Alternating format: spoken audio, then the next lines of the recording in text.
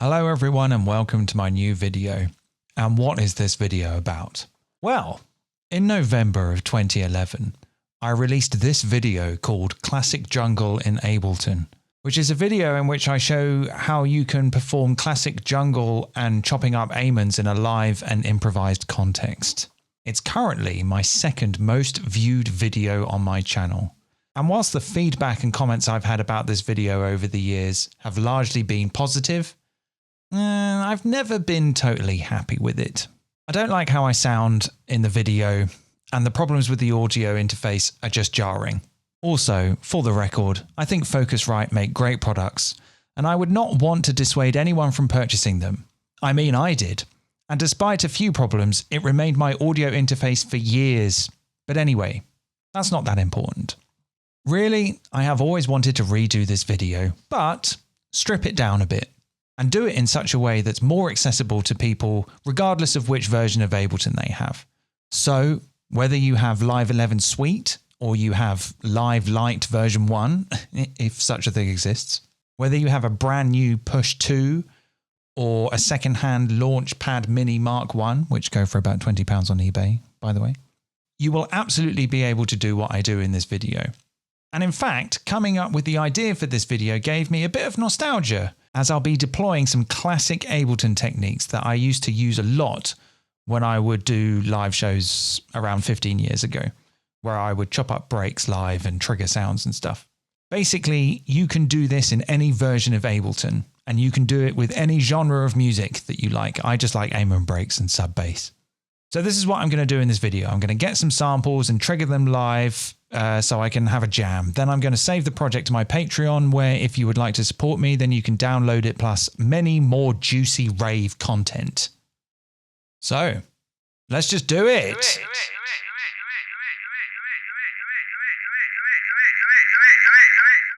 Okay, so what I'm going to start with is I've got some samples here that I've cobbled together which have that kind of classic jungle vibe about it. I'm going to work within the confines of this 8x8 grid idea, at least to start with, keeping it all in the session view so, you know, we can get ideas going as quickly as possible. In the previous video, I was using the drum rack a lot, which I still recommend that you try. It's very flexible. But this is a little bit more faster. You can see on Ableton that the red square shows that the push is currently in focus. So we're going to be working like, you know, in this grid. And obviously you can do this with your Launchpad or whatever. So let's have a listen to some of the sounds. I've got this inner pad thing, whatever this is. So listen.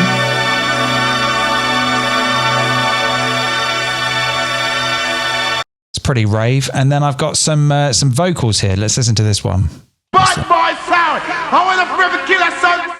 Yeah. What's this one? The sound. Yeah. Okay. We're going to do that. What about this one? Yeah, this is good. So these are samples from DJ Gunshot's Wheel and Deal, which I ripped from YouTube. This is a classic UK 90s jungle anthem. It's got all the classic sounds in. Special request to all the girls from north, south, east and west. From your body look good and you know you have the God bless. Broke wine, broke a man's spine. What you like? Yeah, and this one as well.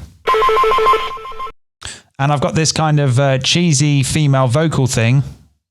Here we go again. Yeah, here we go again, because I'm redoing this video. So can you see what I did there? So I thought maybe I could pitch this up like 4 semitones. Here we go again. Here we go again. Yeah, I might use it. I don't know.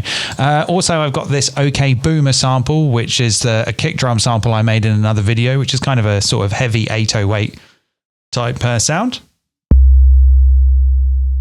Okay, that's all good. And then I've got a couple of breaks. I got the Think break, which is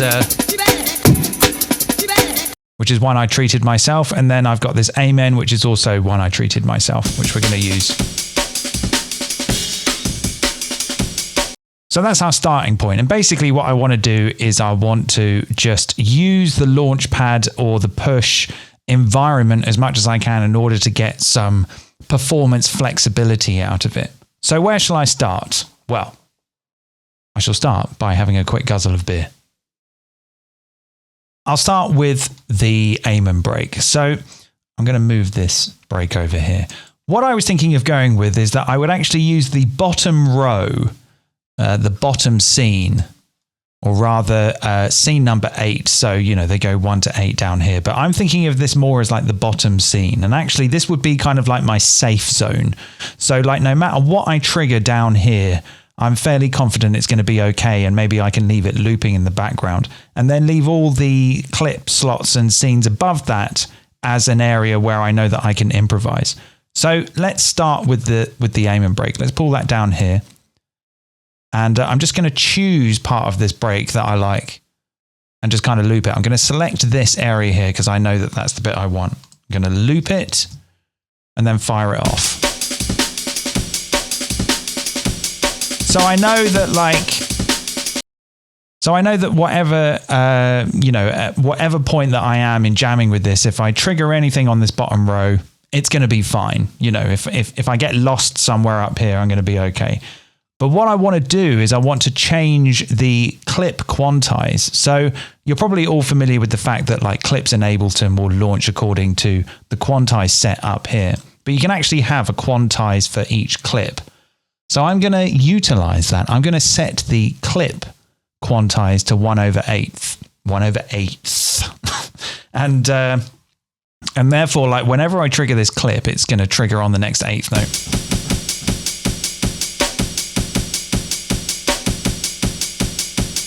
That's fine. And so all I'm really going to do is move up and just create variations of the clip. So maybe for this section, I'll loop this snare bit here. Okay, and then I'll take a copy of that and I'll go to this clip and I'll loop this section here maybe. In fact, if I go to clip, we can actually have a look on there and see.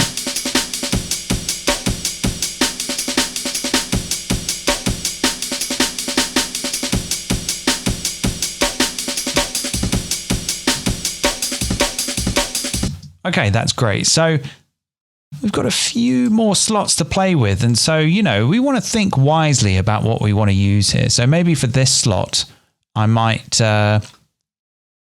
loop the crash here. Just check I'm on the right clip. Yeah, going to loop this crash down here. Okay, let's see what that's like.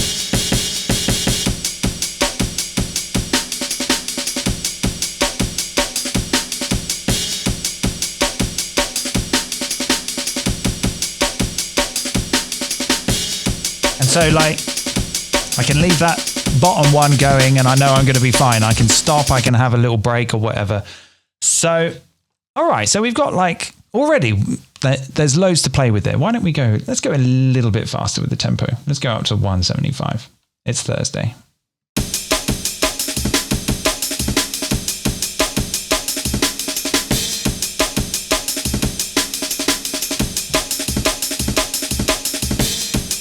So the nice thing about having them loop like that is that you can fire them off and then you can just leave them going, giving yourself a little bit of time to work out what you're going to trigger next.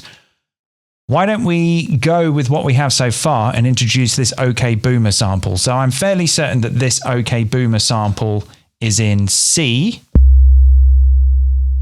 I think. Okay, and I'm going to do the same thing. I'm going to set the quantize to 1/8. So I can just hammer it and it's always going to be on an 8th note. But what I'm going to do is I'm going to, actually, I could probably do this from the push. So I'm going to hit duplicate and then duplicate it to this slot here. But I'm going to transpose it up 3 semitones. So basically what I'm going to do is I'm going to kind of make a scale with all the clips. Then let's duplicate that one to there. And let's transpose this one up 5 semitones. Okay, and then let's do that again. Transpose this one to maybe 7, which is like a perfect 5th. And then let's do that another one. Transpose this one to maybe, let's go to 10. It's like -7th. And then a final one, which is the octave up. What did I just do?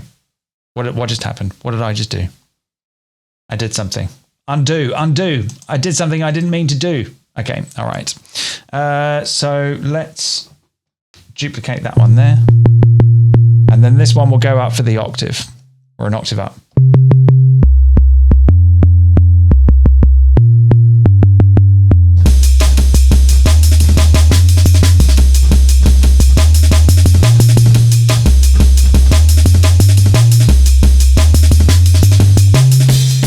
So actually, I think what I might do for that crash is I might turn loop off so that it doesn't loop and it just plays the one shot. But I need to check here that the end point of the sample is intact. Beautiful. Okay.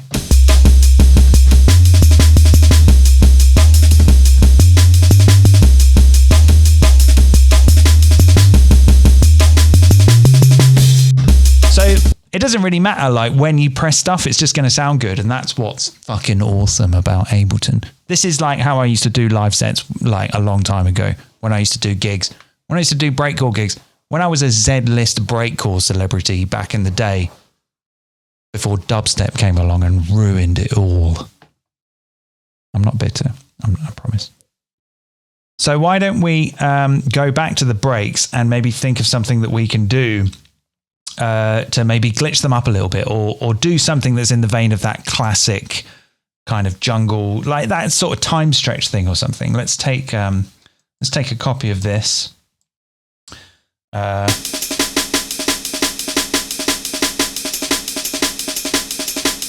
Okay, so let's set this clip to texture and multiply its length a couple of times. Yeah.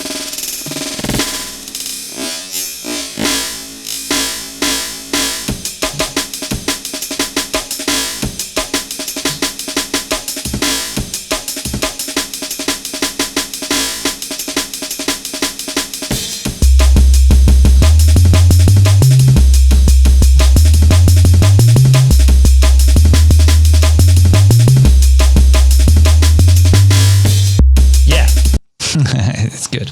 So let's just keep going. Let's take another one of these. Maybe this one I might kind of chop up a bit. And by that, I mean kind of like do that kind of gated audio thing. So I'll do that with some clip automation. So let's select this clip. Let's go to the clip automation. Let's select the clip and let's select the gain. And then let's zoom in a little bit here and yeah, chop this up a little bit with the pen. Something like this. Yeah.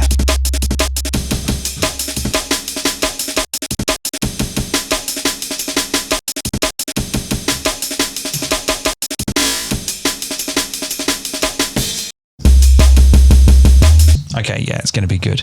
Let's keep going. Let's get another one. Let's get... so basically, you just kind of keep making variations of the clip, you know, find some loop points that you like, experiment with like clip automation. And as long as that your clip quantize is to something that works for you, then you're good to go. It doesn't have to be 1/8. Could be, you know, a bar. It could be half a bar or whatever. It's up to you. So for this clip, I'm going to take the snare and I'm going to loop like a 16th note of that snare. But I'm going to automate some unlinked transposition automation. I'm going to need to go to a different warp algorithm for that. So I'm going to go for beats. And I'm going to cancel that other clip. And then I'm going to go to the clip automation. I'm going to go to clip. And I'm going to go to transpose. And then I'm going to go... I'm going to unclick this loop, linked loop button thing. If you're in a different version of Ableton, this will look different, but trust me, it's there. So now we have unlinked automation of the transposition. So I can say that I don't have this automation zone to be, you know, a 16th note long. I can have it be maybe whatever that is. Maybe that's 2 bars. So I can draw in some like automation here.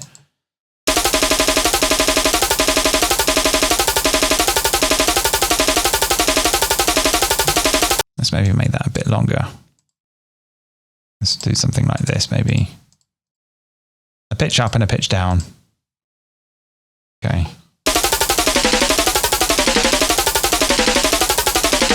But for this, what I'm going to do is I'm going to set this one to legato, which means that it will move smoothly to the clip in relation to where the current clip's playhead position is, regardless of where the previous clip's current playhead position is. Did that make any sense? Basically, it just means that it will kind of loop in the background and then play from wherever it is when you launch the clip. So I can kind of do...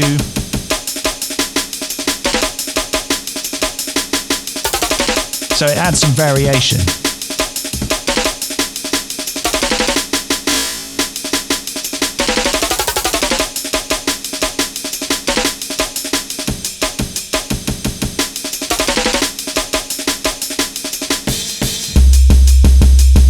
Okay, so I think we've kind of got enough there for our rhythm section. Let's maybe think about something that we can do with these vocals. So I can't, or the pad as well. Actually, for the vocals, I was simply just going to warp them and kind of time stretch them. Which one's this one? Okay, that one's got some percussive elements to it. So maybe I might just kind of warp that to something like this. But without repitch on, let's try beats.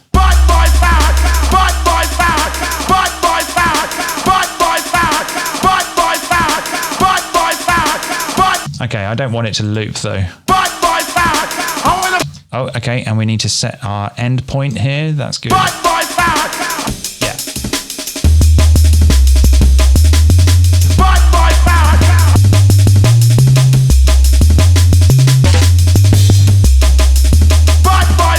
Okay, we probably want the vocal clips to trigger the same time. I think it's safe to maybe just have every clip quantize at the same value. In fact, it probably would be easier to just turn the global quantize to the quantize that you want. Therefore, all the clips in the set will quantize on that value. But if you maybe want some clips to quantize on a bar and have a little safety net and have some loops prepared so that you can have a little break, then, you know, you've got plenty of options.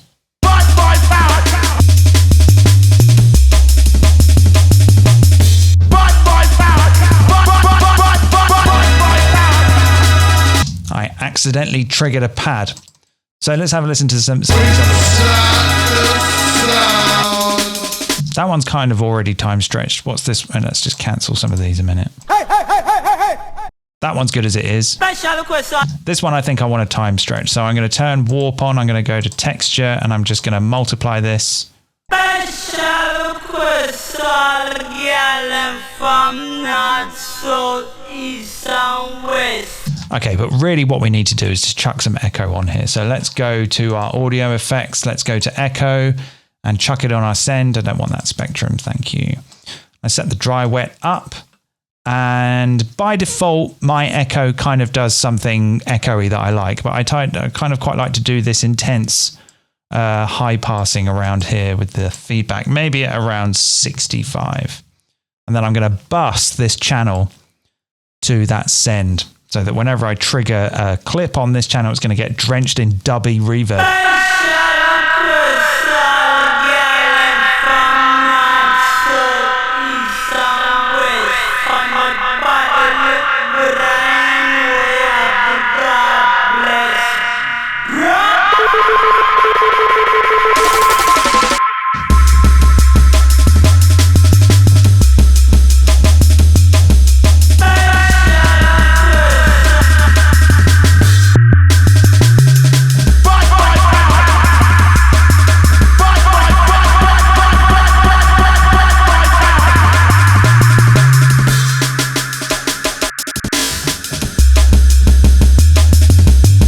Gonna make a mistake, then like it's over and done with so quickly that like it doesn't really matter. So if you miss a beat, like no one's gonna notice really.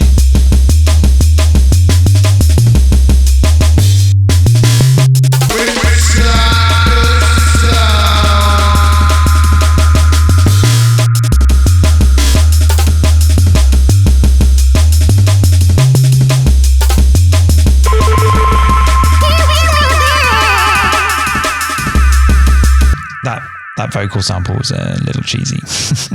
All right, let's do something with this pad. I'm going to do a similar sort of thing with the pad that I did with the bass. I'm going to set my quantize and then I'm going to have multiple instances, but I'm going to pitch some of them up, like a minor third each time. That's what it's all about. So 3, 4, 5, 6.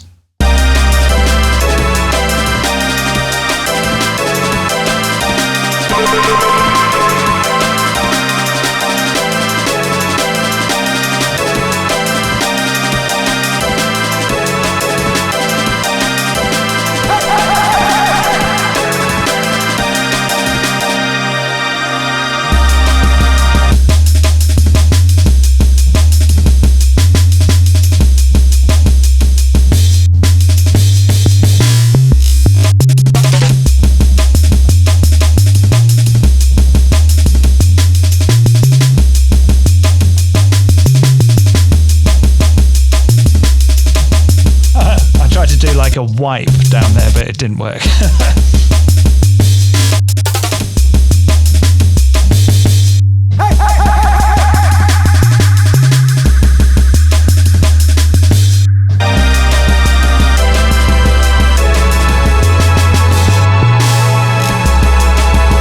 Okay, those pads go on for a bit too long. There's nothing I can do about that, so we'll just drench them in reverb.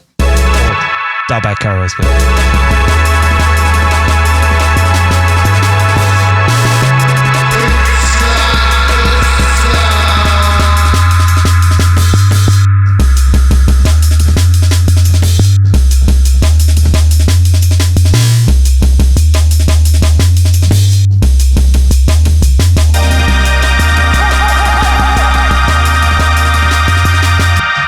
Actually, what could be fun is that you could experiment with the different types of launching.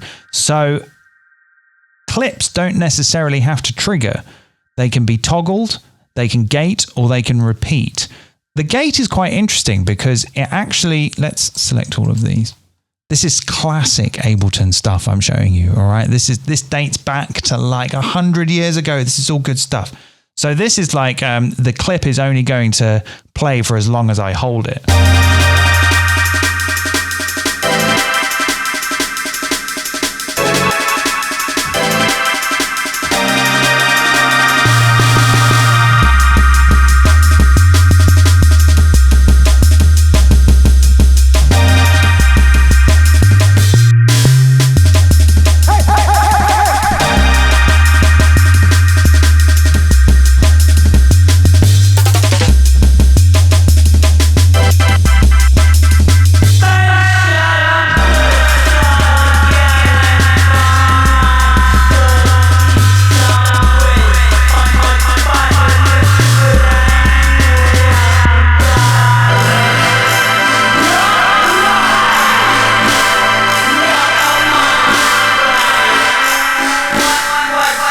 I might do the same for that one as well. That was going on way too long.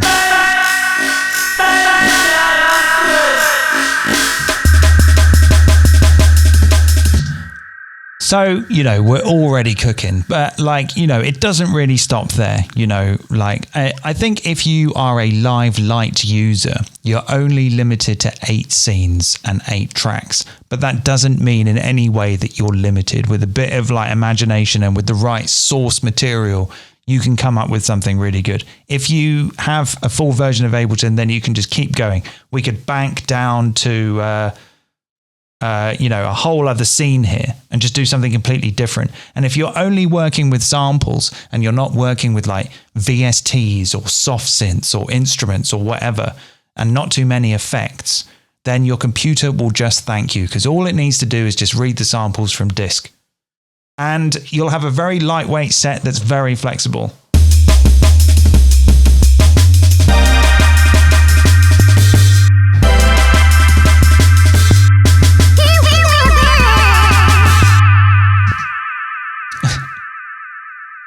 So there you go. That was really all I wanted to do. And, you know, I'm kind of feeling like that maybe I would like to do some more videos about classic Ableton stuff, you know, just doing stuff with the clips, you know, because it's like, it's so much fun. You can do it with any version because it's fundamentally what Ableton was designed for, was to fire off clips on beat and have a great time. So, yeah. Oh, I didn't do anything with the think break. Oh, well, never mind. So I'm going to go and put this on my Patreon now, where if you would like to support me, you can download this set plus all kinds of other things. I said this at the beginning, didn't I? So yeah, thanks for watching. Hope you enjoyed that. Trigger some samples. Have a nice time. Rave.